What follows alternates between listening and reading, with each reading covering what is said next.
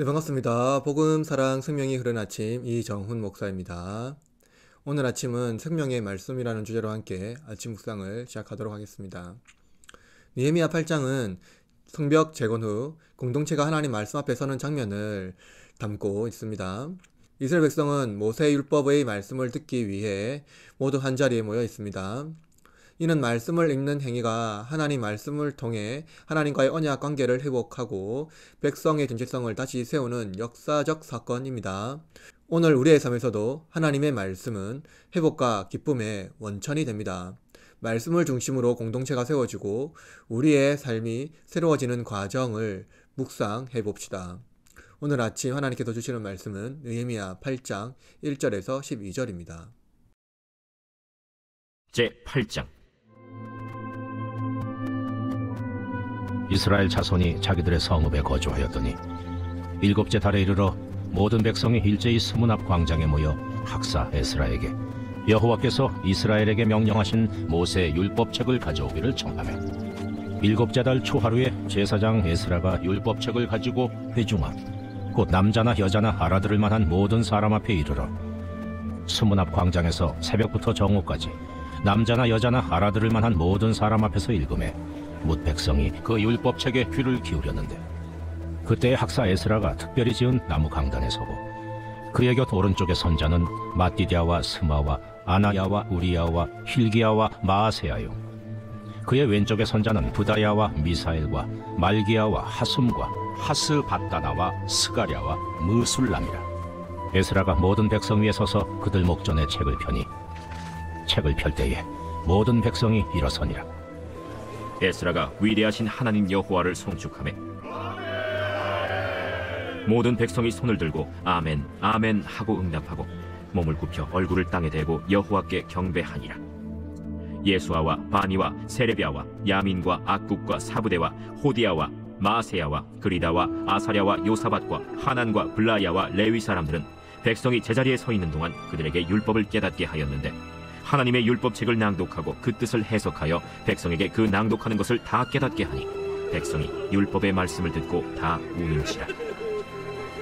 총독 느헤미야와 제사장 겸 학사 에스라와 백성을 가르치는 레위 사람들이 모든 백성에게 이르기를 오늘은 너희 하나님 여호와의 성일이니 슬퍼하지 말며 울지 말라 하고 느헤미야가 또 그들에게 이르기를 너희는 가서 살진 것을 먹고 단 것을 마시되 준비하지 못한 자에게는 나누어 주라. 이날은 우리 주의 성일이니 근심하지 말라. 여호와로 인하여 기뻐하는 것이 너희의 힘이니라. 레위 사람들도 모든 백성을 정숙하게 하여 이르기를 오늘은 성일이니 마땅히 조용하고 근심하지 말라 하니 모든 백성이 곧 가서 먹고 마시며 나누어 주고 크게 즐거워하니 이는 그들이 그 읽어 들려준 말을 밝히 알미라. 느헤미야 8장 1절로 3절에서 이스라엘 백성들은 모두 한자리에 모여 학사 에스라에게 율법책을 가져오라고 말합니다. 이는 그들이 자발적으로 말씀을 듣고자 하는 간절한 마음을 보여주는 것입니다. 백성들은 수문 앞 광장에 모여 아침부터 정오까지 하나님 말씀을 경청하며 그의 뜻을 알기 위해 주의를 집중했습니다. 그들의 모습은 단순히 형식적인 집회가 아니라 하나님에 대한 열망과 믿음을 드러낸 것입니다. 백성들의 행동은 오늘날 우리에게 중요한 교훈을 줍니다. 말씀을 사모하는 마음은 하나님과의 관계를 새롭게 하려는 열망에서 시작됩니다. 그들은 성벽을 재건한 후 물리적 회복에 그치지 않고 영적 회복을 갈망했습니다. 말씀은 단지 정보를 제공하는 것이 아니라 영혼을 변화시키고 삶의 방향을 제시합니다. 그래서 백성들은 자신의 일상을 멈추고 하나님의 말씀 앞에 자신을 내어 놓습니다. 오늘 우리의 삶은 어떠한가요? 바쁜 일정과 세상의 소음 속에서 우리는 얼마나 말씀을 사모하며 시간을 내고 있습니까? 말씀을 듣고 있는 일은 종교적 행위가 아니라 우리의 영혼을 살리는 생명의 양식입니다. 백성들이 아침부터 정오까지 말씀에 집중했던 것처럼 오늘도 하루의 중심에 말씀을 두며 그 속에서 하나님의 음성을 들으려는 열정을 가져야 합니다. 이어서 느헤미야 8장 4절로 8절은 우리는 하나님 말씀을 듣고 깨닫는 백성의 기쁨을 생생히 들을 수 있습니다. 학사 에스라는 특수 제작된 나무 강단에서 율법을 낭독하고 레위인들은 백성들에게 그 말씀을 해석하고 설명했습니다. 이는 율법을 잇는 행위에 그치지 않고 말씀의 의미를 깨달아 알게 하며 그들이 하나님과의 언약 관계를 새롭게 이해하도록 돕는 과정이었습니다. 본문에서 사용된 단어들, 특히 낭독하다와 해석하다는 읽기가 아닌 깊은 의미를 전달하는 행위를 강조합니다. 낭독하다. 이 말씀은 단순히 소리를 내는 것이 아니라 하나님의 말씀에 백성의 마음에 새겨지도록 하나님의 말씀을 전하는 것을 뜻합니다. 또한 해석하다는 의미는 번역이나 설명을 넘어 하나님의 뜻을 명확히 드러내는 행위를 말합니다. 이는 백성 중 일부는 바벨론 포로기를 겪으면서 모국어를 잃어버리고 아람어에 익숙했던 장면을 묘사합니다. 그래서 레위인들이 말씀을 해석하며 그 의미를 풀어주는 역할은 백성들이 하나님의 뜻을 이해하고 받아들이는 데 중요한 역할을 했던 것입니다.